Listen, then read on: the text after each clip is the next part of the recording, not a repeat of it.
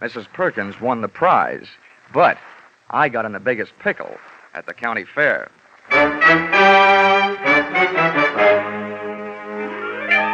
This is another in the adventures of America's fabulous freelance insurance investigator, Johnny Dollar. At insurance investigation, Johnny Dollar is only an expert. At making out his expense account, he is an absolute genius.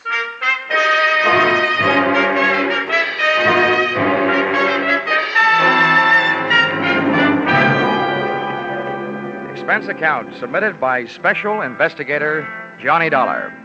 To Home Office, Corinthian Liability and Bonding Company, Terminal Building, Hartford, Connecticut. The following is an accounting of my expenditures during my assignment as bodyguard to Grand Blue Ribbon Champion, Spotted Poland China Hog, Rosie Baron of Iowa. Or How You Cast My Pearls of Wisdom Before Swine. Or Out of the Fire into the Frying Pan. Expense account, item 1.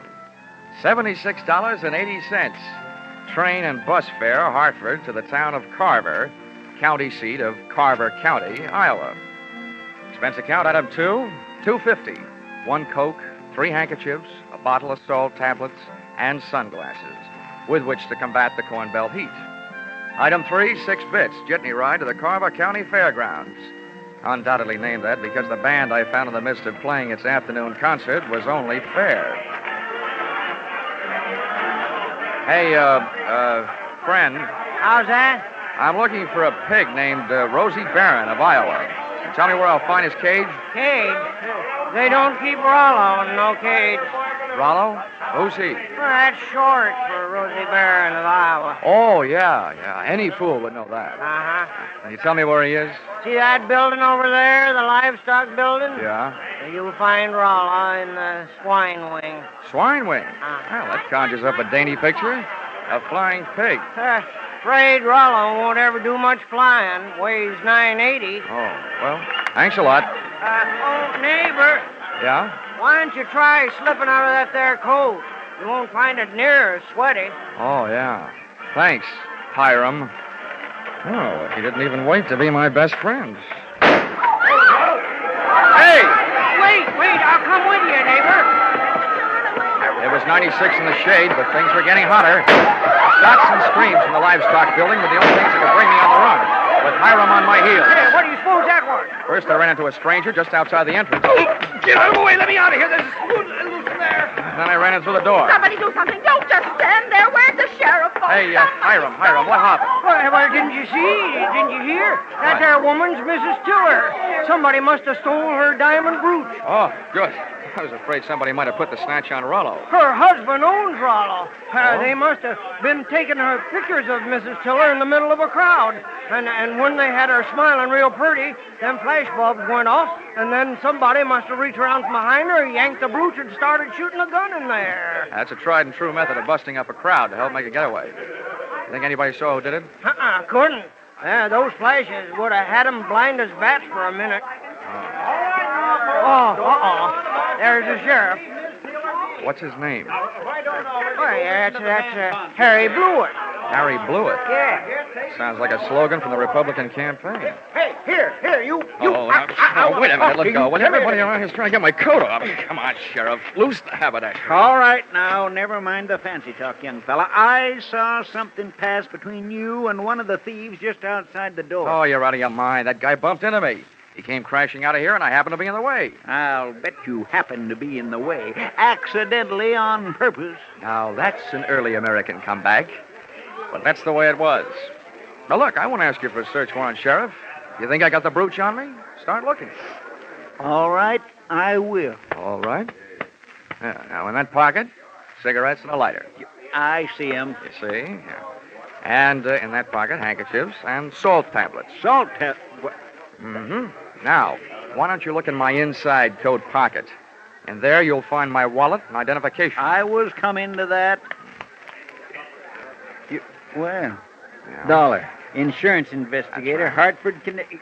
Well, what brought you out here? I'm a piggy sitter for the Corinthian Liability and Bonding Company. They wrote a policy for $25,000 on your friend Rollo, Rosie Baron of Iowa. Who ever heard of taking out a $25,000 insurance policy on a hog? I did. And right now I wish I hadn't. Some people pay high premiums for publicity, Sheriff. And that's what the Blue Ribbon Prime Packing Company is doing in this case. Now, may I have my wallet back? I want to count my money. Yeah, now, here. All right. Here's your wallet. You may think you're quite the joker, young fella, but I'm telling you right now, I'm going to keep an eye on you. I got a better idea than that, Harry. If I were you, I'd go looking for that photographer. Why? What'd he do? He took the picture. And there's just a chance the thief may be in it. Say, that gives me an idea. Sheriff, whoever says you aren't smart makes no mistake.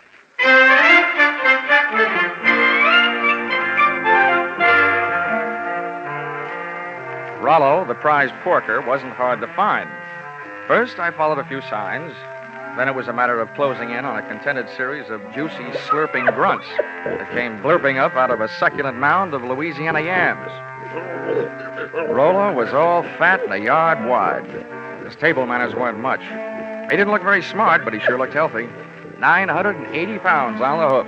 A fine figure of a pig. Pardon me, miss. Could you tell me who's in charge around here? Well, just for the moment, I am. Well, I'm trying to find a Mr. Worthington Tiller, who I take it owns this monster. Monster? What? Well, what's the matter? Have I said something wrong? You certainly have. And you've also said it to the wrong person. In case you don't know it, my name is Alva Anderson. Oh, my name is Johnny Dollar. How do you do? What's all this got to do with Rollo? Nothing. I just raised Rosie Baron of Iowa from a suckling, that's all. Kind of got away from you, didn't it? Oh.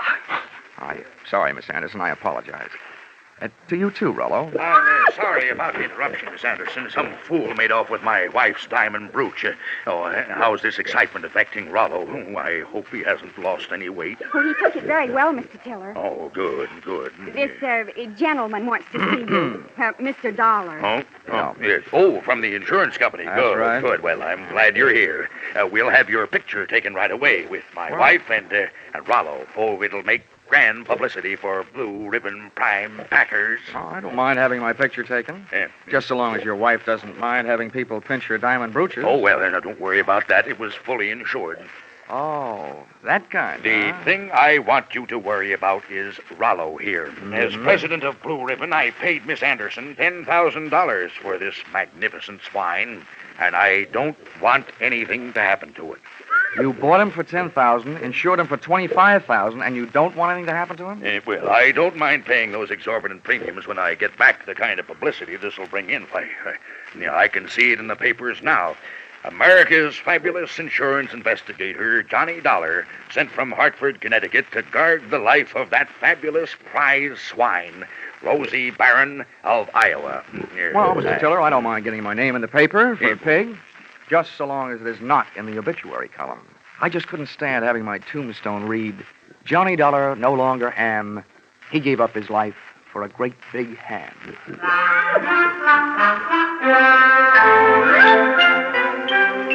My tombstone tagline was over the head of Mr. Tiller, but it went over right nicely with Alva Anderson, who paid off with a smile.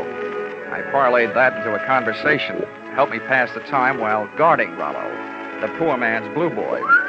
By the time it was over, Alva knew a lot about me, and I knew a lot about pigs.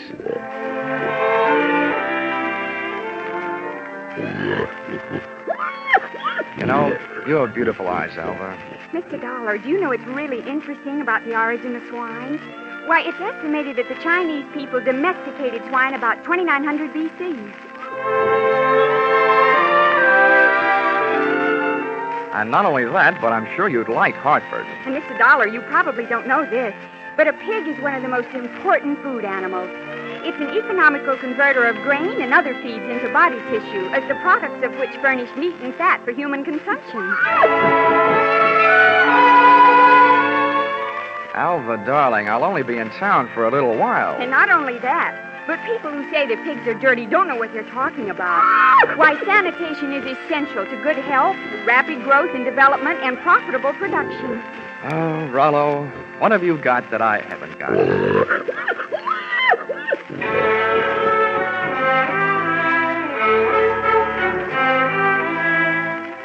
I still don't know whether Alva stuck around because of my charms or Rollo's.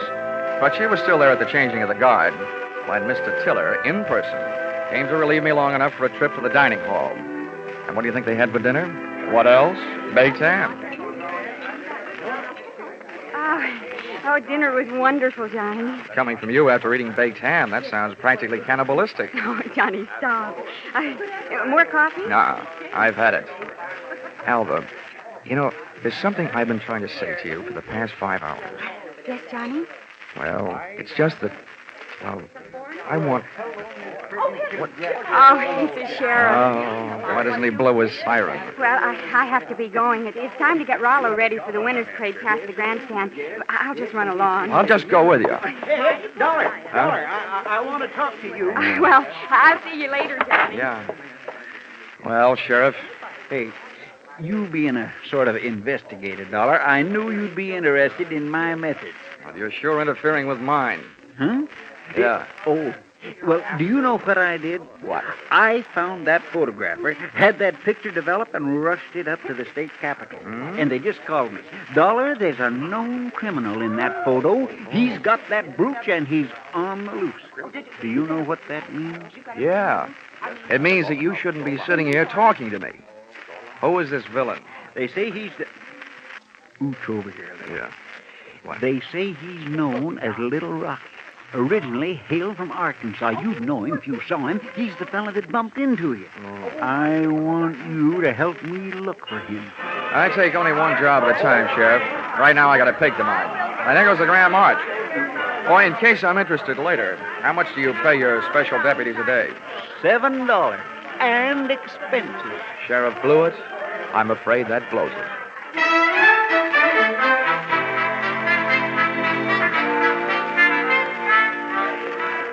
The Carver County Pickle and Pie winners were lining up to lead the Grand March.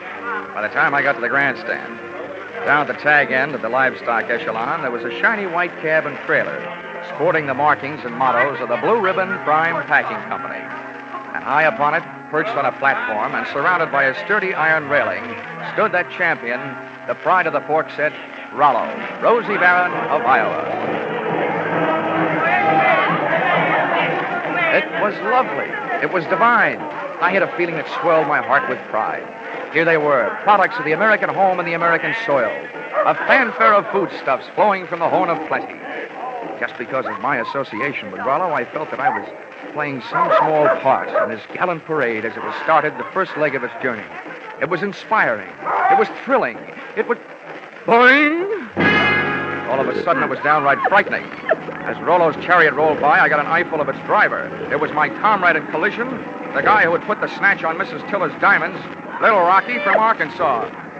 I added to my treasury of thankless tasks by trying to pin a tackle on a 5-ton truck. I got a door handle with one hand, running water with one foot, and a clout in the teeth from an unexpected adversary. Knock him loose, Milo. He's on the running board. Hey, what the...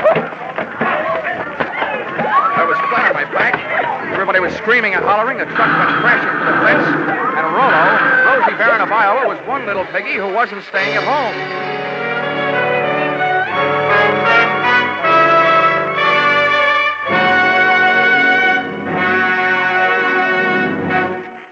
In just a moment, the second act of Johnny Dollar. But first, taking in the action from Johnny Dollar, are you? All right, that's good, because staying with CBS is the way you'll head straight for the big return from vacation 8 days from now, Monday the 29th, of Lux Radio Theater and all the other big Monday night CBS favorites. And by staying with CBS, you'll find more action later tonight with Bill Grant of Call the Police and with Sam Spade, who'll be heard from on most of these same CBS stations.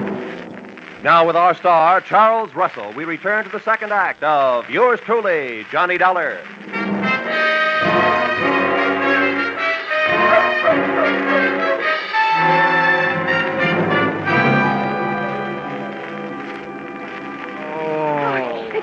Johnny, are you all right? Can you get up? Well, the spirit's willing. I'm not sure about my spine. Here, let me help. I'm the guy who goes around telling kiddies never to hitch rides on trucks. Well, nobody can say I didn't make a dent in Iowa. It was wonderful the way you tried. But what are you going to do now? Right now, I don't know. The only place I can think of at the moment where I might find a hot pig is a barbecue stand. Oh, this is no time to be funny. Well, look, up until now, all the laughs are on me, kid, so let me be the judge, huh? Well, what are you going to do? Well, first I'm going to practice my arithmetic and see what adds up. You can't unload a stolen pig in a pawn shop. So, question number one is, where do you unload it? Where would you go? Well, where would I... Well, I'd never thought of it. Well, here's what I figured. The Rollo on the hoof is too well known to peddle for anything like the dough he's really worth. I mean, he's not like a big diamond that you can cut up in little... Or is he? What is the going price on pork? The market this morning was at $23.50. Well, that kind of money hardly sounds like Little Rocky's kind of project. But maybe things are tough. By the way, Alba, have you ever been in Arkansas by any chance? Why do you ask? Just wondered. Hey, Dollar, just a minute. I want to Oh, talk to you. barnyard bloodhound himself. Yeah, Sheriff? Would you mind, Alfred? I was just leaving. How could she be that cold on such a hot night? Huh? What's bothering you, Sheriff? I saw your little performance, Dollar, when you leapt at that truck.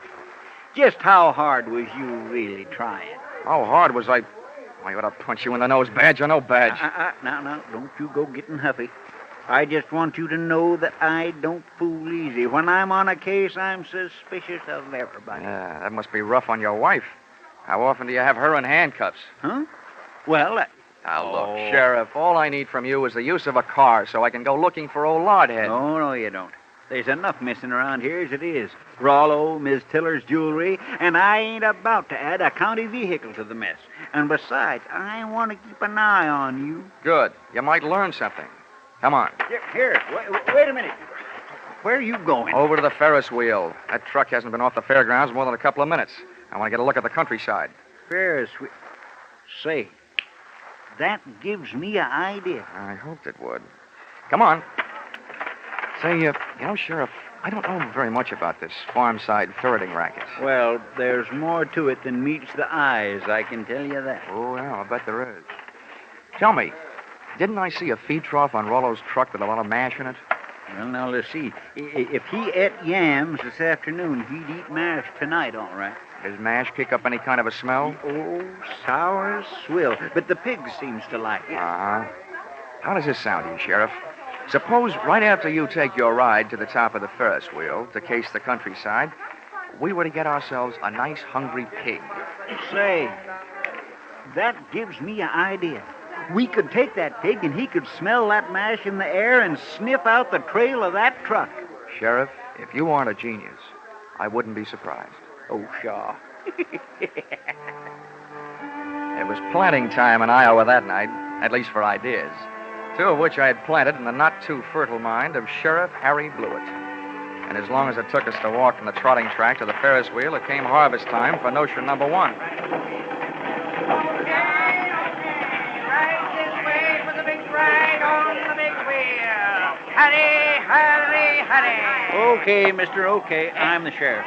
I want you to run me up to the top of that wheel and hold me there long enough for me to get a look around.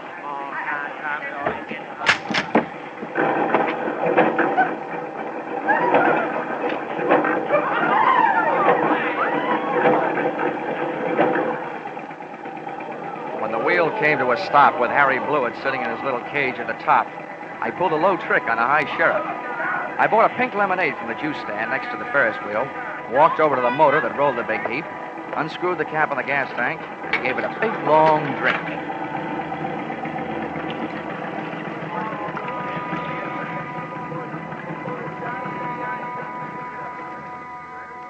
I hope it wasn't doing to people's stomachs what it did to that motor. You might well remember this harmless little deceit the next time you have occasion to get rid of a sheriff.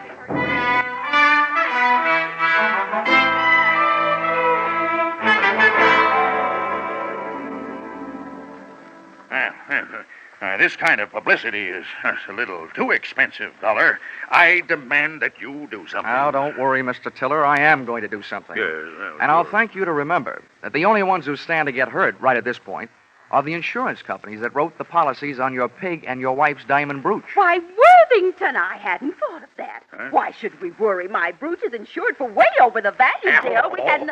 Hortense, You keep flapping that loud tongue of yours, and the first thing you know, they'll be accusing us. Why, they wouldn't dare. Oh, yes, we would, Mrs. Tiller. But we're just not the A type. $15,000 profit on a pig and whatever else you could make on your jewelry might make anybody the type, Mrs. Tiller. I beg your Now, pardon. see here, Dollar.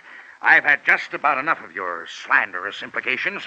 I have a few thoughts you might profit by. Go ahead, Worthington. I'm always interested in profit, Tiller. My father had the same thing happen to him back in 1902. That's right. Remember, dear? Yes. In Nebraska. He bought a prize pig at a fancy price. And then the scoundrel that sold it to him turned around and stole it back. Here, see?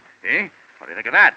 Would this be a suggestion that we throw the young lady who sold your pig to you in the pokey on the strength of something that happened 37 years ago? Well, That's for you to decide, Dollar. Right. Just don't say I didn't warn you. Uh-huh, I see. Yeah. If you don't have an orchid to pin on a young lady, try suspicion.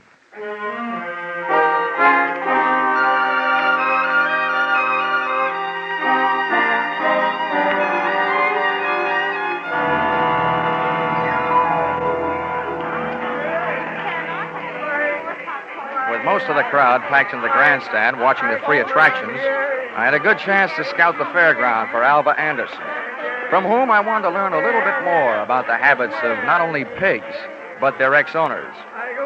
Her trail led me past the home-baked cakes, hybrid corn, the watermelon pickle, tractor and harrow exhibits, and all the way back to where I'd first met her, Rollo's pen in the swine wing of the livestock building.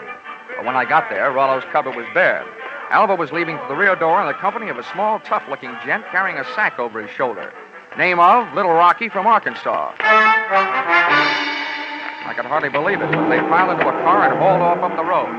At the risk of adding one last insult to the most recent injury I'd inflicted upon Sheriff Blewett, I stole his car and went dusting up the highway in hot pursuit.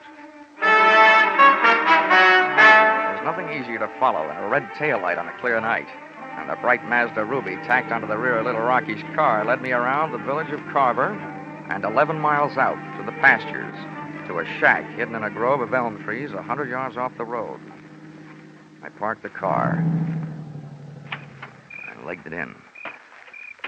From 25 feet away from the house, I could call the roll through an open window. They were all there. Little Rocky, the strong-arm man who would knock me off the running board, Alva Anderson, and last but not least, there was Rollo, all 980 pounds of him, and most important to me, still alive. Here you are, Milo, you stupid clown. Oh, stop. This is all the sweet potatoes that was left. First we go through them, and then we'll be ready for you, Alva. Oh, but I told you I don't have it. We'll see about that later. Hey, Milo, don't get the porker excited. I didn't do Here, put the sack on the table. Then when we look at him, we throw him out the window and away from him. Now, hurry up. All right. Well, it ain't this one. Ain't this one either. Nope. Ain't this one. Shut up, just look. Well, I just... And from now on, from you, no thinking. Anybody dumb enough to stash a $30,000 hunk of jewelry and pig food ought to go see a head doctor. Oh. Come on. Through the open window, I was being bombarded by sweet potatoes and facts.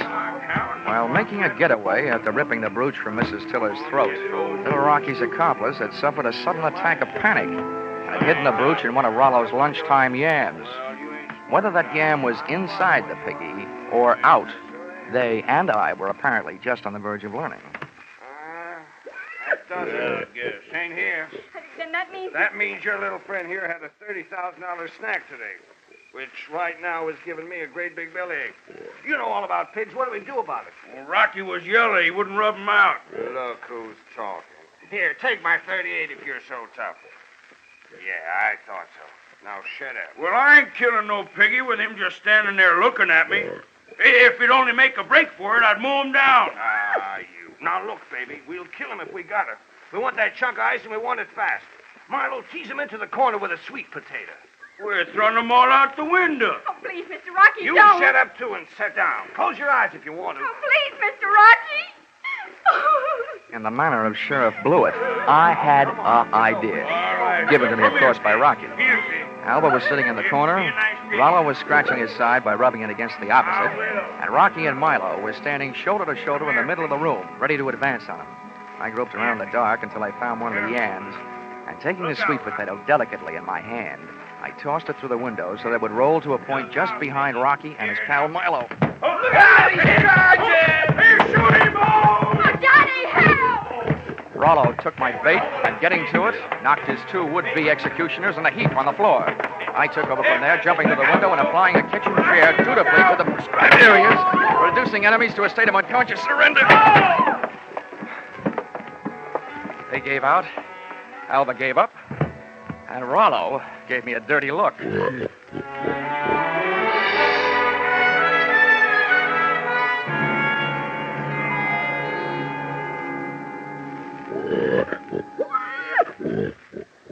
Well, Mr. Tiller, here he is, safe and sound, good as new, fat and sassy. Well, good. Congratulations. And not only that, but in him someplace, he not only has a good fighting heart, but also that diamond brooch of your wife's. Oh, yes, very interesting. Well, I'd better go charter a plane. Rollo is due in Kansas City at noon tomorrow. Oh, but it might upset him, Mr. Tiller. Rosie Baron of Iowa's never flown before. He might lose weight. Yeah, what's the big hurry to get him to Kansas City? Is he booked for a personal appearance? Oh, no. No, hardly that. He's due to be slaughtered at a special ceremony. All the plans are made. Oh, I wouldn't want to disappoint my boys. They've been looking forward to this. Oh. How do you like that? Why, it's almost murder. Poor Rollo. Oh, Johnny. Come on, let's get out of here, Alva. Gosh, who'd have ever thought I, Johnny Dollar, would ever gotten so attached to a pig?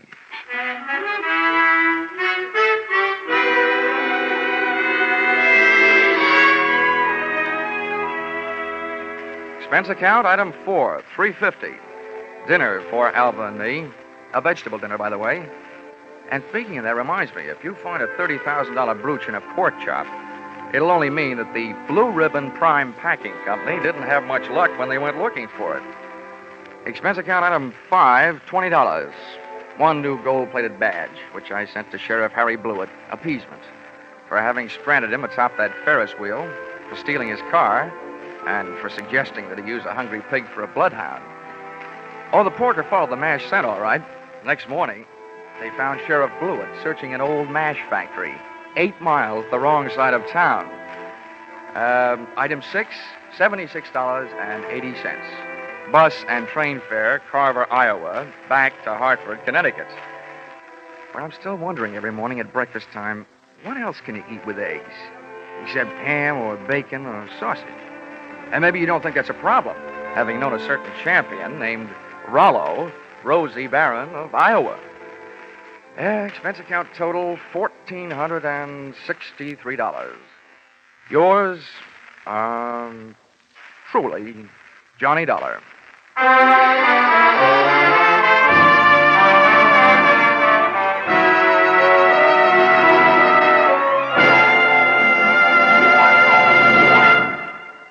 Yours truly, Johnny Dollar, is produced and directed by Norman MacDonald and stars Charles Russell with script by Paul Dudley and Gil Dowd. Featured in the cast were Parley Bear, Sammy Hill, and John Daner, with Junius Matthews, Ann Morrison, Jack Crucian, and Paul Dubov. Pinto Colvig was Rollo. The special music is written and conducted by Leith Stevens.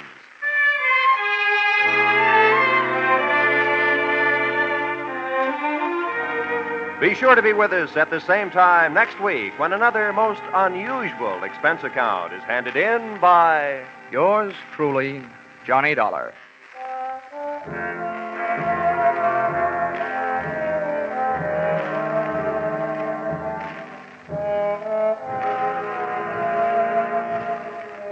Your Hit Parade on Parade will be back tonight in the familiar CBS Jack Benny time with the great tunes of August 12 years ago.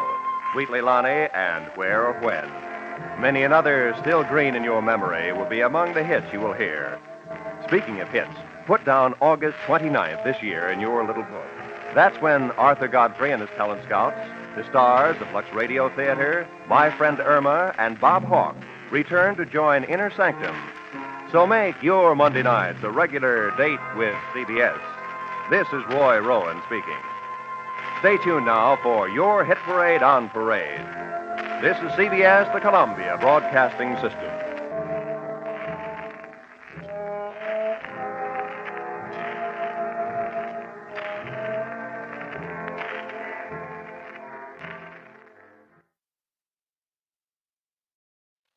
From Hollywood, it's time now for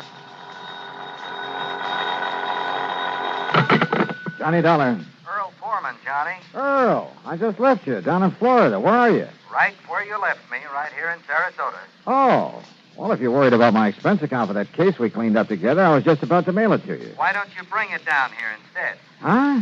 A couple of hours after you hopped aboard your plane back to Hartford, I got a phone call from Bill Hall. Remember him?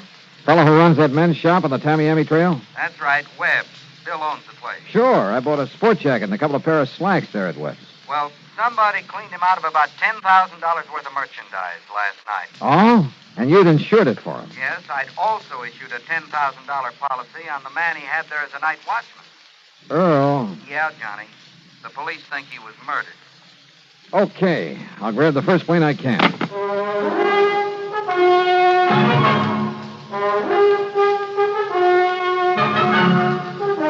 Bob Bailey in the exciting adventures of the man with the action-packed expense account. America's fabulous freelance insurance investigator. Yours truly, Johnny Dollar.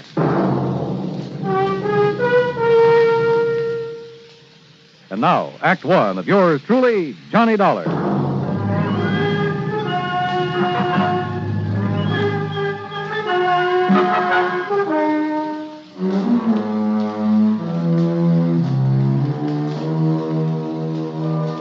Expense account submitted by Special Investigator Johnny Dollar to the Tri-State Life and Casualty Company, Sarasota office. Following is an account of expenses incurred during my investigation of the net of circumstance matter. Expense account item 1, $75, plane fare and incidentals, Hartford to Tampa, Florida. There I'd figured on changing planes, but Earl Foreman met me in his car, and by 7 p.m. we arrived in Sarasota. We drove straight to Webb's. The place was in a mess. Well, I'll say this, Mr. Pullman. You certainly didn't waste any time. Well, didn't see any reason to, Bill. Johnny, you remember Bill Hall. Yeah, sure. How are you, Bill? Not good, Dollar. Not good. Look at the place. Yeah, I see. You've lost a lot of your stock. We haven't finished checking yet. I sent the boys home to get some sleep, but as nearly as we can tell, whoever did this got away with over $9,000 worth of clothing and accessories, and heaven knows what they did to old Jimson. Jimson? Jimson Cooley, the night watchman. Earl, you said over the phone that you thought he's been murdered. Yes, sir.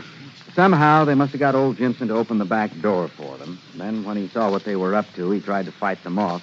You'll see the marks of a big struggle out back. And bits of his clothing were lying around, covered with blood. But no sign of him. Johnny, the police figure that they must have killed him and then dumped his body somewhere. You keep saying they, Bill. They had so little time that, well, one man couldn't have done it alone very well. You see, it all happened between the regular rounds of the PD's prowl car. Last time this sort of thing happened, there were 3 men in on it. Oh, you been robbed before? About a year ago, something like $18,000 worth. The police managed to track down 2 of them. Oh? What about the third? Well, he was never identified, or rather, he was identified but never located. Anyhow, it was after that we put old Jimson on as night watchman. I wonder about that third man.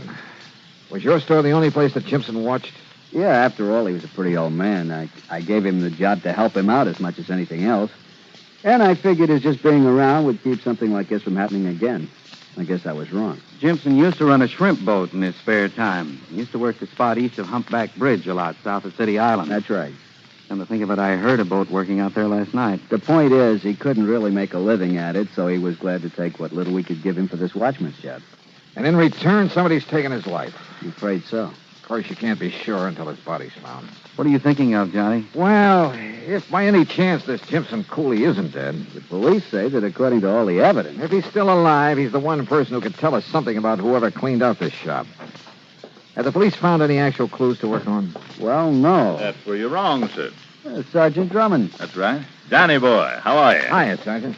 So they dragged you in on this. Yeah, I'm afraid so. Well, you know how it is, Drummond. When the police can't get anywhere, you call in the expert. Oh, and I thought you were a friend of mine, Mr. Pullman. You said that Bill was wrong, Sergeant.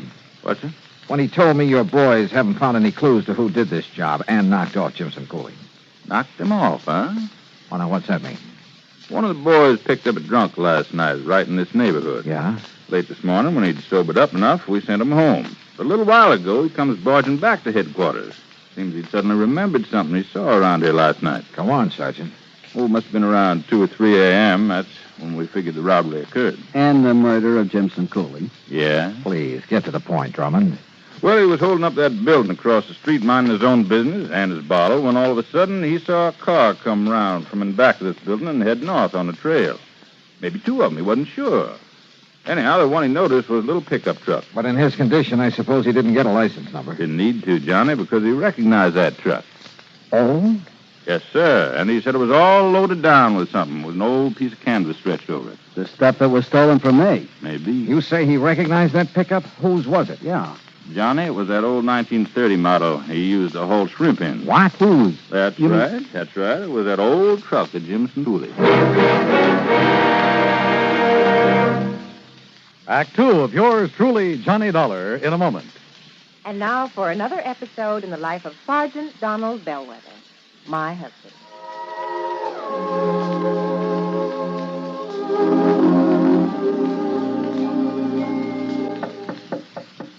Good morning, Mrs. Bellwether. Would my lady prefer to have her breakfast in bed this morning? Oh, well, perfect husband. Thank you, darling. Ah, here's the tray with the coffee, the toast, and the orange. Oh, fine. I forgot the orange juice. Hold the tray, honey. I'll be right back. Oh, darling, what happened? Oh, I stubbed my toe in the corner of the dresser. The National Safety Council was right. The what? Last night I read something in a National Safety Council pamphlet. Oh, Reba, how can you sit there talking about a pamphlet when I'm dying a slow, tortuous death? Oh, come over here, darling. I'm sorry. All right. Now, what's this about the National Safety Council? Did they predict I would stub my toe this morning? No, silly. It's just a coincidence. Only last night I read the statistics that prove that more home accidents occur in the bedroom of all places. Yeah? Not the bathroom or the kitchen or the home workshop. The bedroom. Yeah. Okay, from now on, when I walk around the bedroom, I'm going to wear my combat boots instead of these open-toed huaraches. Well, that might help, dear. But what everyone should be most careful of is taking medicine in the dark. Okay, my living safety encyclopedia. I will now fetch your orange. Oh, you're sweet. And it's just too bad that you nice men are so prone to accidents in the home. And the reason is because you brave men usually tackle the hazardous jobs around the house. Hey, I'll remember those kind words as I slowly limp back to the kitchen. One thing in your favor, though, Sarge. Married men stand a better chance of avoiding fatal accidents in the home. Now, is that a fact? Mm-hmm. You know, in one state, 75% of the men involved in home mishaps were unmarried. Well, I'm sure glad I'm married. Because the accident odds are better? You know, because I like my wife. Even when she first wakes up in the morning. That's my Donald. That's my doll.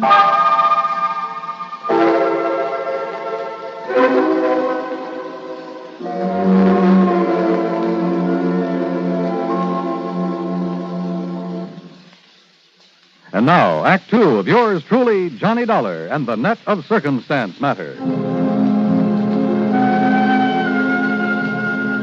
Yeah, everything indicated that whoever burglarized Webb's haberdashery there in Sarasota had murdered the night watchman, old Jimson Cooley.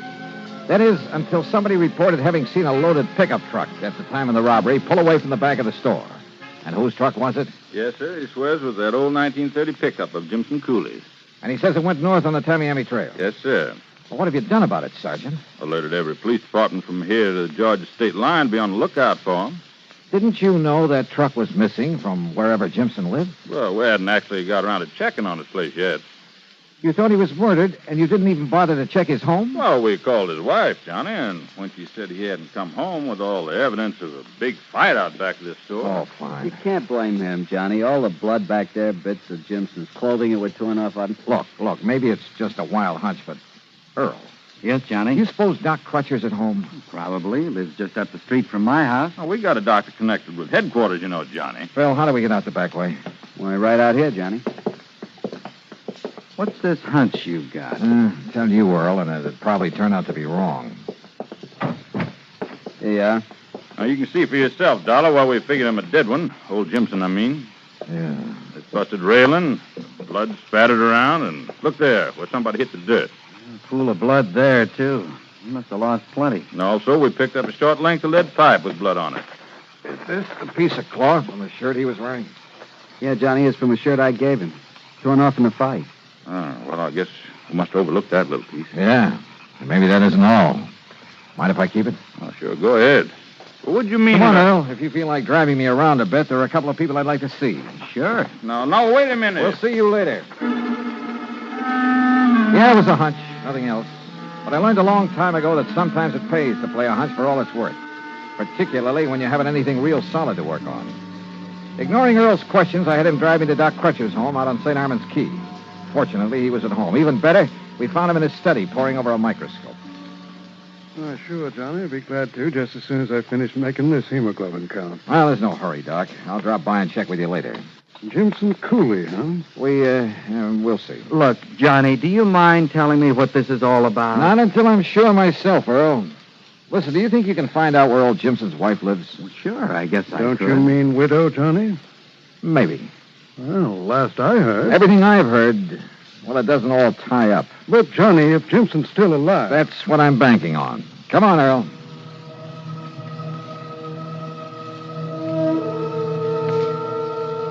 The Cooley place, far out on the edge of town, was a shack and nothing more.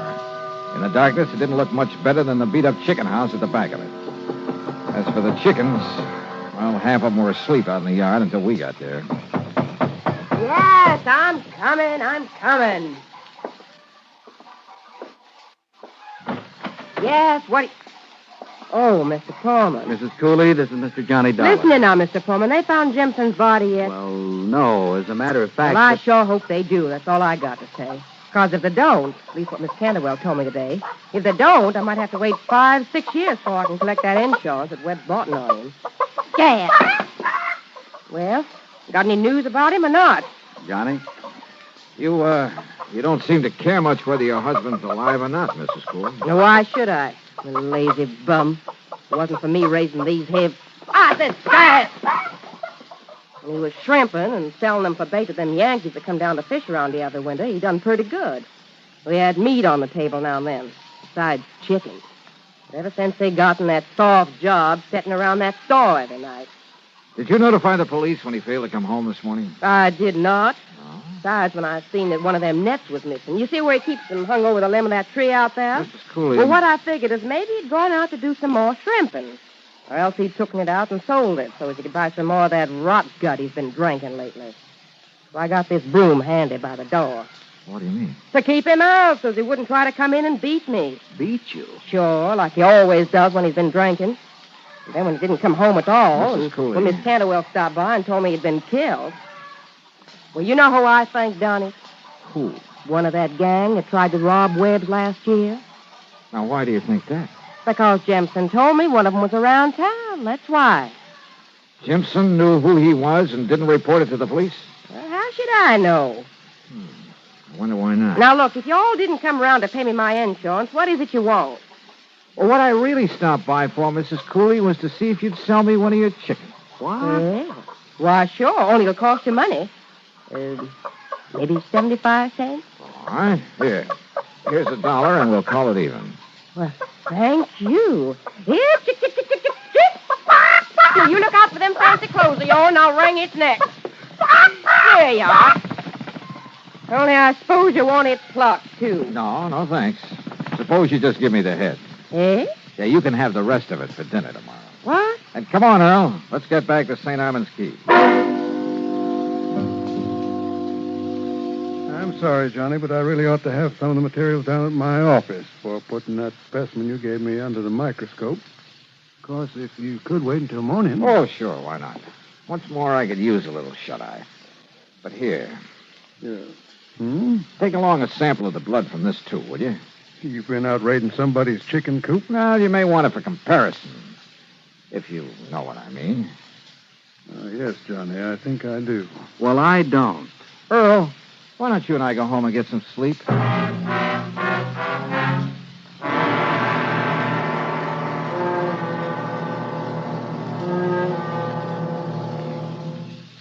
Act 3 of yours truly, Johnny Dollar, in a moment.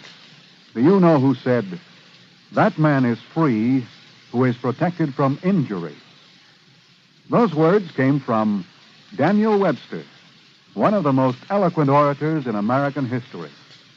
Webster knew that a man could not be free unless he lived in a country which recognized his right to freedom and created laws to protect that freedom. A slave state may say that its citizens are free, but as long as a single citizen can be harmed by the whim of a country's rulers, true freedom does not exist. A man is free only if his rights to freedom are protected. Remember the words of Daniel Webster. They are part of your American heritage. The free man must be protected from injury. And now, Act 3 of yours truly, Johnny Dollar.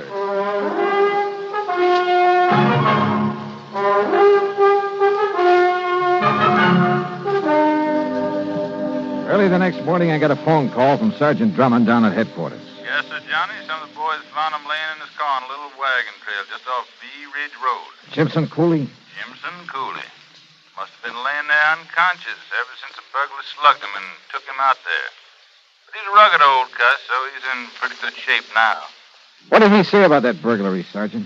Same as we figured.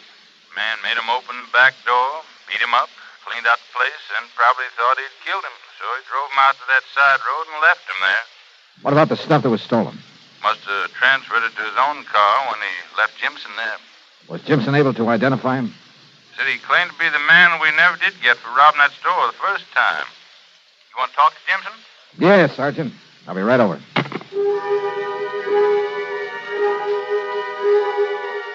I had Earl driving down to headquarters. I saw Jimson Cooley, talked to him, but learned nothing from him I didn't already know. He was a disagreeable old coot, the sort who would get drunk and beat his wife. He still wore his badly torn clothes, and yes, he had a couple of cuts and bad bruises. But were they enough to account for all the blood we'd found in back of the store? I asked Earl to drive me over to Doc Crutch's office. Well, just finished, Johnny. And? I'm sorry, but the blood that was spilled out in back of that store was not chicken blood. But... Well, now I see what you were driving at, Johnny. You figured maybe Jimson had done the robbery himself. Wait, Earl. Then he'd covered the place with chicken blood to back up that story of a fight with some burglar. Oh, I think he was in a fight, all right. Huh? But I don't think he lost. Doc? As I started to say, I wanted to check the blood on that piece of his shirt you brought me here in the office where I have a record of Jimson's blood type. I got it when I made his insurance examination. Or was it his? On the shirt? It was human blood, all right, but not Jimson Cooley's. All right, then I guess his story of having been forced to open the store, then beat up and knocked out and left out there in his car by the burglar is true. Wrong, Earl. Well, what do you mean? Why not? Didn't you say you heard a shrimp boat out on the bay last night? Sure, but what's that got Cooley's wife said one of those heavy-weighted shrimp nets was missing, didn't she? Well, yes, And remember this. Bill Hall said that one man wouldn't have had time to take all that stuff out of his store alone. So maybe there were two burglars, and I still don't Jimson said there was only one, so I think he was helping him. And, Earl, do you think for a minute that Jimson lost all the blood we saw out in back of that store? You saw him there at headquarters. Well, he didn't exactly look as though he... Of course he didn't. But then, Johnny... First, we wanted to find Jimson's body, but then he turned up alive. Now we'd better find the body of this other man, whoever he is. You're right, Johnny. Then you'll really have a case. Sure. So, Earl, let's go fishing. Fishing? Well, you know how it is. When I'm really stuck in a case, everything all muddled up. Well, it's time to relax and kind of let your head clear. Come on, let's go. Sure, Earl thought I was crazy. But we unhitched the boat from his private dock and headed up the bayou. Then passed under Humpback Bridge and into the outer end of Sarasota Bay. Out toward City Island, where WSPB has its radio tower. I tied on a heavy trolling rig and tossed the line overboard. Johnny, you're crazy to use that heavy rig out here. The water's real shallow. All it'll do is drag the bottom. A little slower, Earl. Here in the bay, we use live shrimp to get sea trout. You know, about a number 2 hook and no sinker, we bottom fish. Slower, will you? Okay, whatever you say. And so we trolled back and forth over the place where Jimson ran his shrimp line. Johnny, it's no good fishing here with that heavy tackle.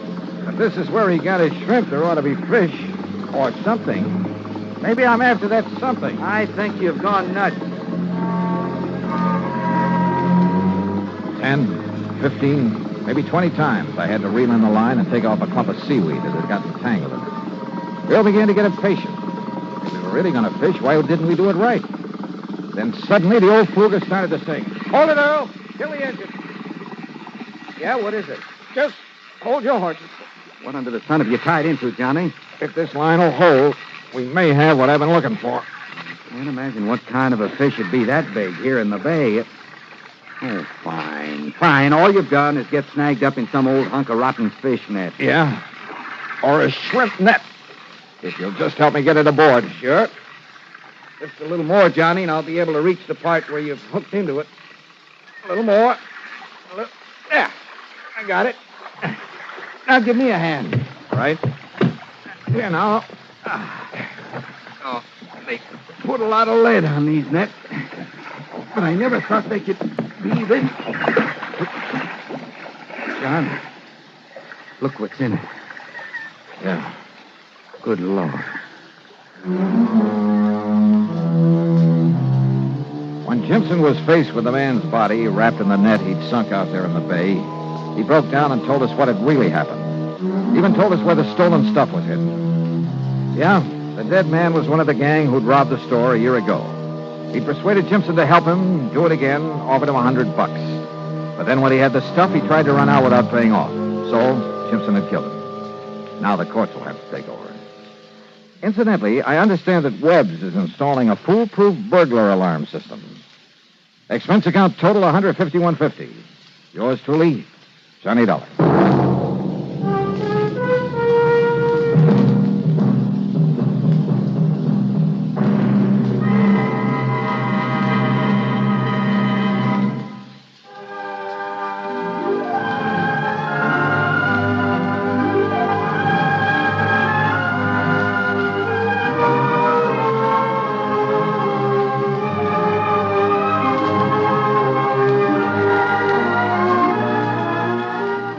Yours truly, Johnny Dollar, starring Bob Bailey, originates in Hollywood and is written, produced, and directed by Jack Johnstone.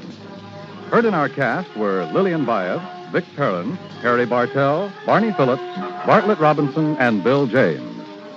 Be sure to join us next week, same time and station, for another exciting story of yours truly, Johnny Dollar.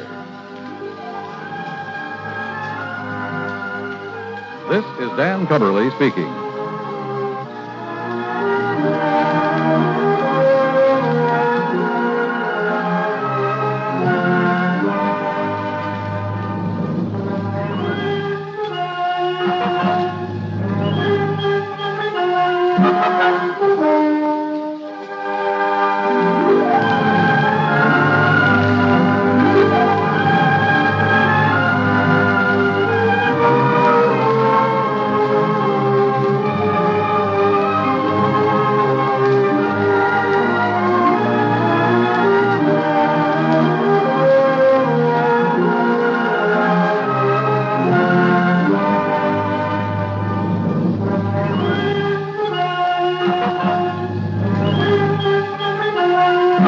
Johnny Dollar has come to you through the worldwide facilities of the United States Armed Forces Radio and Television Service.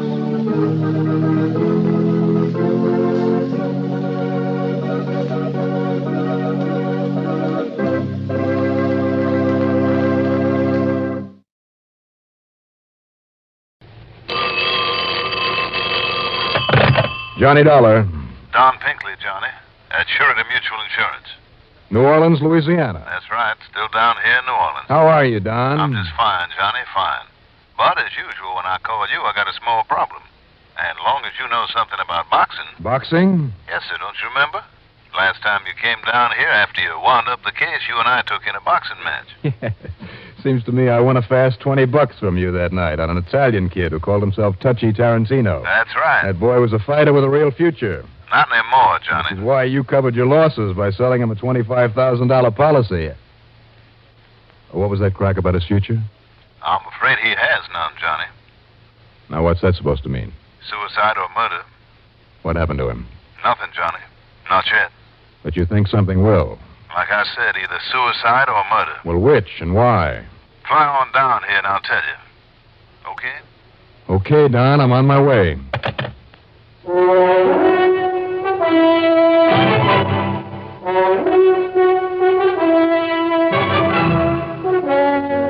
The CBS Radio Network brings you Bob Reddick in the exciting adventures of the man with the action-packed expense account, America's fabulous freelance insurance investigator. Yours truly, Johnny Dollar.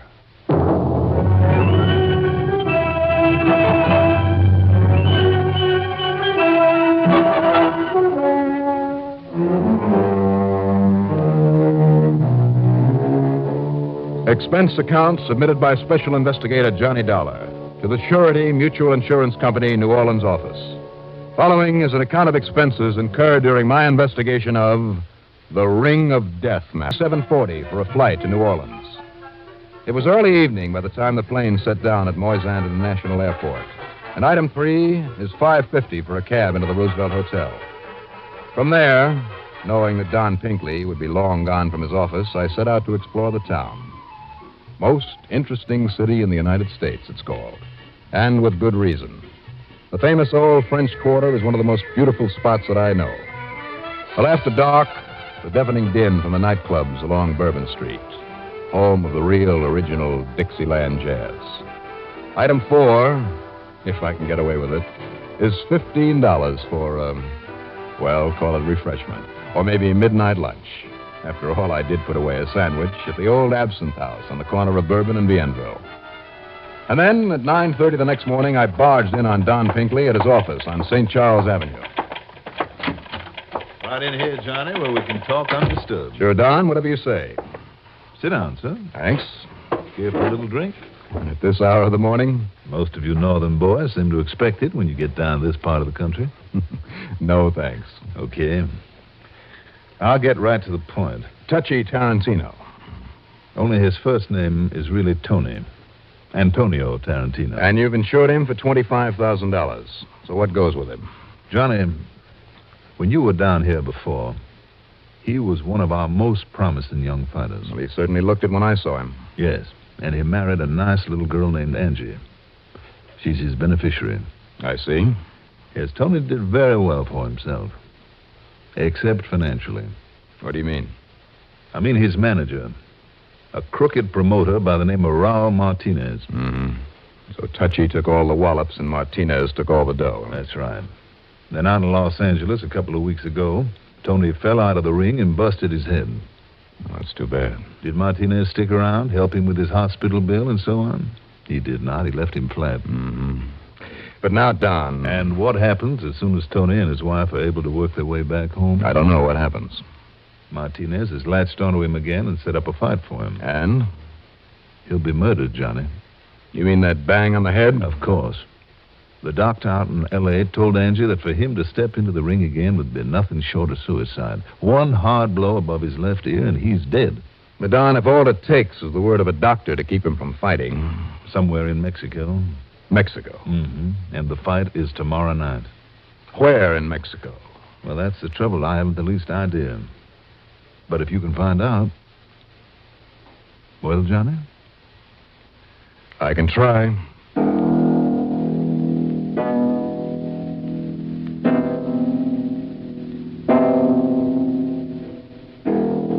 Finding out where Martinez had taken Tony wasn't nearly as hard as I'd expected. My pal, Johnny Ortiz, at police headquarters, gave me the name of a stoolie in the Mexican section, whose name was Miguel Andrade. Andrade, for $50, that's item 5, gave me the name of a small town not far across the Texas border in Mexico. And I'm not naming that town, save for diplomatic reasons. Item 6 is $5 for a cab to the airport. And then $43.05, plane fare to Brownsville, Texas. Item 7 is $21 for a taxi to that poor little town in Mexico. I arrived about 9 a.m. The town consisted of a main street mostly full of souvenir shops and lined with tourist cars from the U.S. At one end was a small sports arena, closed. But there were billboards all over the place advertising the fights, including Tony's with Pancho Gutierrez. So I tried the one so-called hotel there along the main street, and in a set of rooms on the second floor, found his wife. Yes. So I found out the way you did, Mr. Dollar. And I followed them down here. I found out that they were staying here. But what can I do? Angie. So, per favore, please, if you can keep my Antonio from fighting tonight. Where is he, Angie? Is he here? No.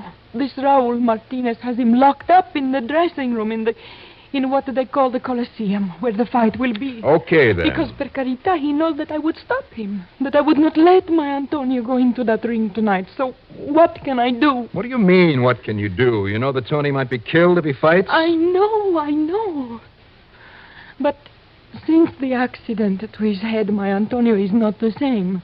He believes anything this Martinez he tells him. And Angie. Martinez, he tells him that he can beat this Pancho Gutierrez, and Antonio believes Now him. listen, Angie, I have seen Tony fight, and I've seen Pancho Gutierrez fight. I've seen him in Boston, New York, all over the place. And what do you think? Even if Tony were in shape, and I don't see how he can be after what happened to him in Los Angeles, well, I would hate to bet on him. But they tell me that all of these, what you call the odds, are on my Antonio. What? Oh, so that's it. That's why Martinez brought him down here where they don't know what happened to Tony. Sure, the odds are on him, but Martinez's money is on Pancho. But you mean that Martinez, he bets against his own boy, my Antonio? Knowing what he does about him, why else would he let him fight? No. Then he wants him killed. All right, Angie, come on. We're going over to the Coliseum. But I can't. Why not? Because of Jose. Who's Jose? Because that Martinez... Because I am not alone here. That is right, Senor Dollar. Jose. No. You stay where you are, Senor. Because if you get up from that chair, I will blow your head off. Now, that's a corny line. Jose, please. So you would keep Tarantino from fighting tonight, eh? I'd keep him from getting killed. And you, Senor? Me? What do you mean, me? If you do not wish to be killed, you will forget Tarantino and you will go back to the estate. Sorry, mister. No. Do not move. Oh, put that thing down. See, I will put it down. Like this. Jose, you have killed him.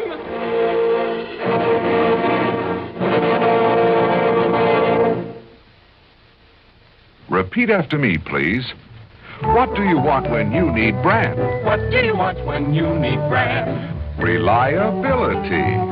Reliability. Now, what do you get in Kellogg's All Brand? What do you get in Kellogg's All Brand? Reliability. Right. Hi, this is Dennis James to explain why Kellogg's Way is the reliable way to get the effectiveness you want from brand with just half a cup a day.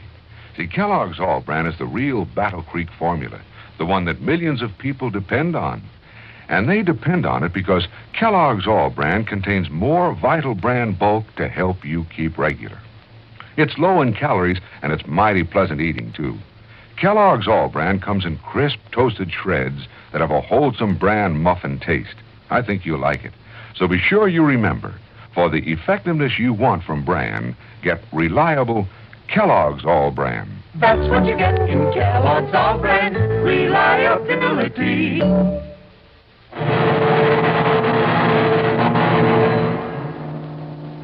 Martinez's little pal, Jose, whatever his name was, had suggested there in that hotel room that I mind my own business, go back to the States. And that's exactly where I found myself when I came to. On top of a rubbish heap, somewhere on the outskirts of Brownsville, Texas. Minus my gun, of course. How he smuggled me back across the border, I'll never know. But at this point, I didn't care. Item 8 is another $21 for another cab. That little unnamed Mexican town. And this time I went straight to the so-called Coliseum, the little sports arena. $5 American got me in through the janitor's entrance into Tarantino's dressing room. And I suddenly realized what a blow on the head had done to this formerly clean, alert, ambitious young fighter. What do you mean you stopped the fight, Dollar? What's the matter with you, Tony? Don't you realize that if Pancho Gutierrez hands you one over that left ear, you'll never get up off the canvas alive? So you don't know Martinez? Oh, I don't, No, you think he ain't fixed it up so I don't get hit that way? Kid, are you out of your mind? No. Don't you talk like that. I'm all right. Martinez says I'm all right. Now listen to me, Tony. Martinez doesn't care how you get hit, and he doesn't care what happens to you when you do. Do you think that crook is betting on you tonight? No, I don't. You think for 1 minute that... What was that? So the fight is fixed.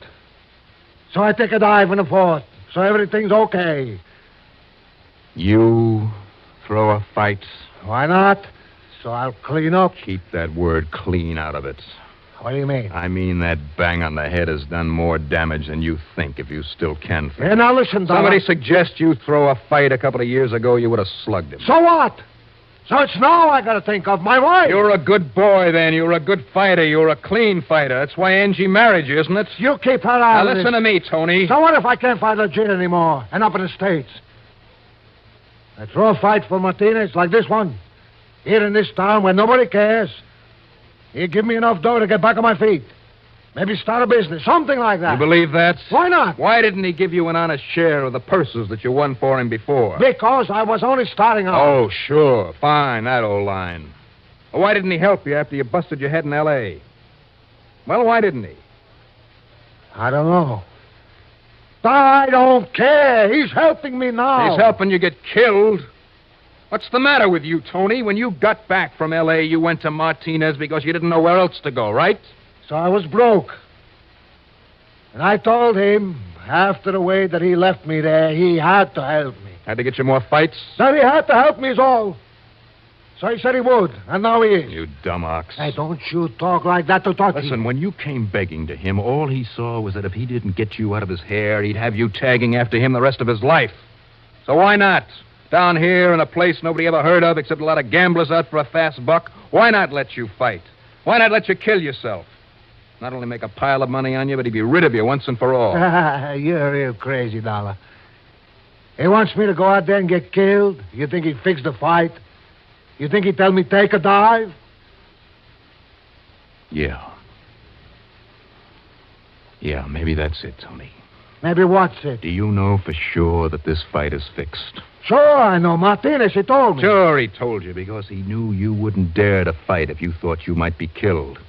He no doubt fixed things with whoever passes for a doctor in this dump and then set you up on the promise that you wouldn't be hurt, and you believed him, you sucker. You know what I don't believe, Dollar. What? You. Now get out of here. Sure. Sure, Tony, anything you say. Yeah. But have you told Angie that this fight is to be a setup? She don't even know where I am. Oh, she doesn't know. Anyhow, I said leave her out of Keep your this. hands off And me. listen, you tell Angie anything, I'll kill you. No need to. Huh? I'm sure that when she sees you in the ring tonight... You mean she's down here? Well, I'm not quite sure how I'm going to do it. But when I bring her to the arena tonight... Oh, no. No, because if Angie...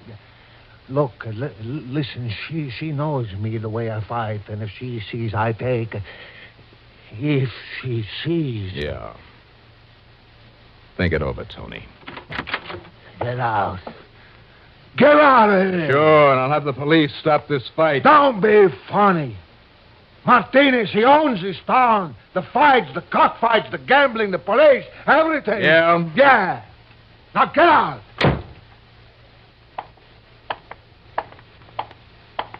So you came back here, Senor Dollar. Jose. Martinez, he wouldn't like this dollar. And so he should know about it. Oh, no, you don't. This time I was ready for him. When I ducked and his roundhouse slid over my head, I leaned into his knees and then rose and slammed the edge of my hand across the back of his neck. And again. For some strange reason, he suddenly gave up. He was dead to the world when I hauled him into a cleaning closet at the far end of the corridor and gagged and tied him down with some old rags rolled up lengthwise to make him plenty strong. That accomplished, I started back to Tony's dressing room. But the door of it was ajar, and by edging up close, I could hear someone talking to him. And you believe him, Tony? This Juanito, this Johnny Dollar. Don't be silly, boy. I see. I don't know, Martinez. I don't know. Well, I do. He's up to some trick, is all. But if he come around here, he walk in here again. Quien sabe? Who knows? You see this? Hey, you got a silencer on that gun. See. So nobody knows if I use it on him, eh? You would kill him? Oh, see, Tony. Just like Pancho Guterres will kill you. What? If you do not take that dive tonight. Oh, no. Listen, Martinez. Don't worry, boy. Don't worry. In the fourth, you take the dive. That's all.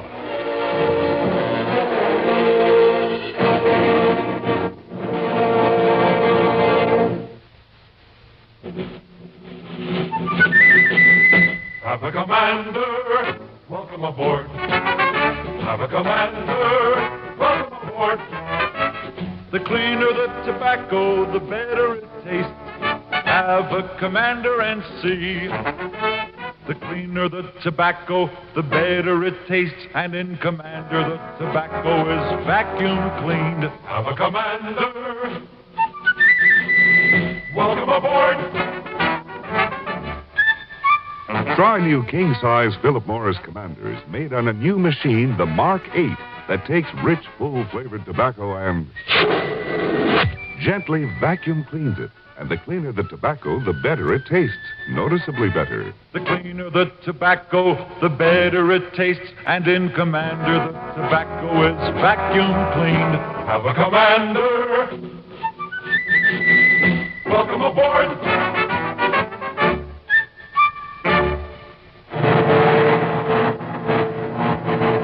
I tore on over to the tiny police headquarters and talked to the fat, sullen-looking chief, who sat there in his rumpled uniform, sipping at a glass of tequila.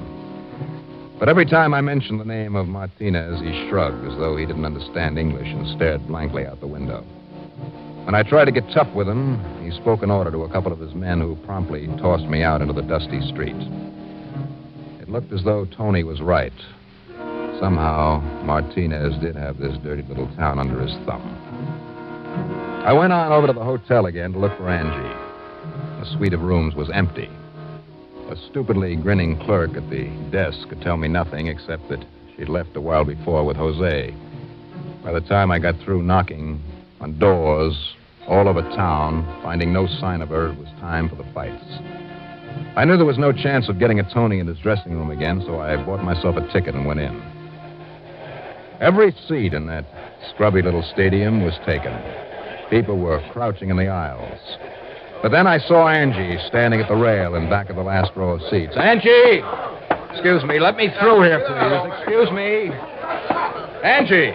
Mr. Dollar, please tell me. Could you stop him? I don't know, Angie. I don't know. I do, Senor Dollar. Martinez. You feel this here against your side? Mr. Martinez, please, please. Quiet, my little pearl. And, Senor Dollar, if you try anything at all, I will pull this trigger. Now, shall we watch the fights? And so we stood there, the three of us, watching the final dull preliminary. And then Tony's fight. And he looked pretty good, despite his lack of training. Physically, that is. Mentally, I wondered.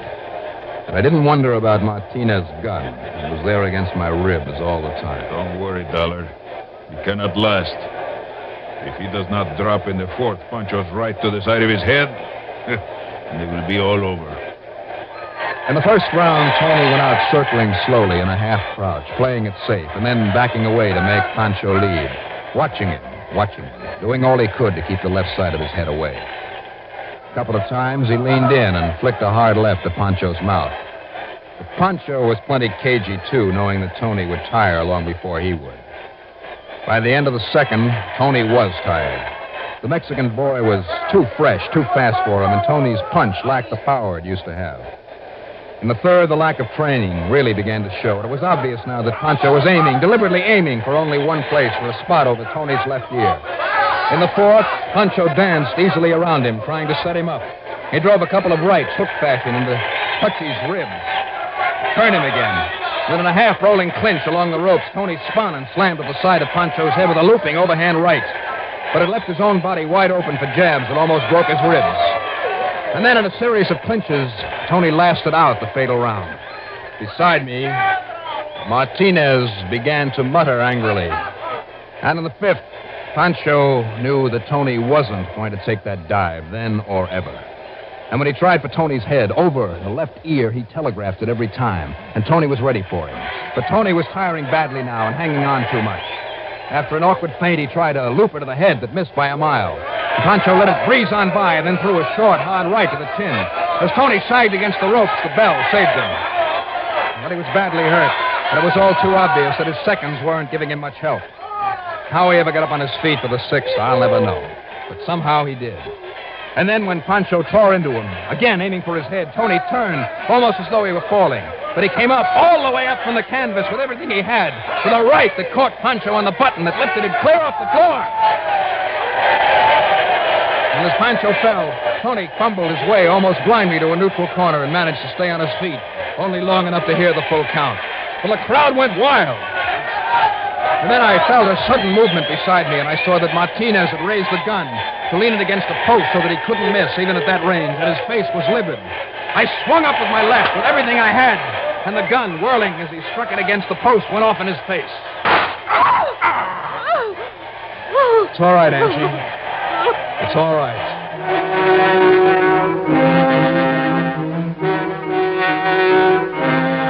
Yes, Martinez was dead. And, of course, the police moved in. And when they realized he was definitely, finally out of the way, I'm sure they all breathed a deep, sincere sigh of relief. And believe it or not, Angie and Tony and I had a formal escort back to the border that was fit for royalty. Expense account total, including all the incidentals I could think of, $389 even. Yours truly, Johnny Dollar.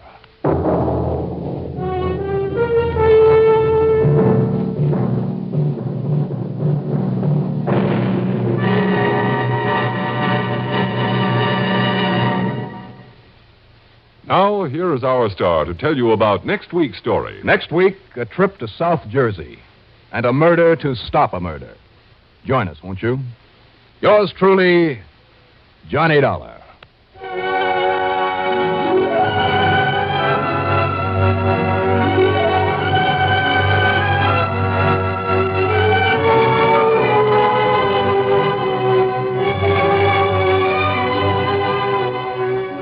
Yours truly, Johnny Dollar, starring Bob Reddick, is written by Jack Johnstone, produced and directed by Bruno Zerato Jr., musical supervision by Ethel Huber. Heard in our cast were Robert Dryden as Touchy, Joan Loring as Angie, Ralph Camargo as Martinez, Mandel Kramer as Don Pringle, and Danny Acco as Jose. Be sure to join us next week, same time and station, for another exciting story of Yours truly, Johnny Dollar. This is Art Hanna speaking.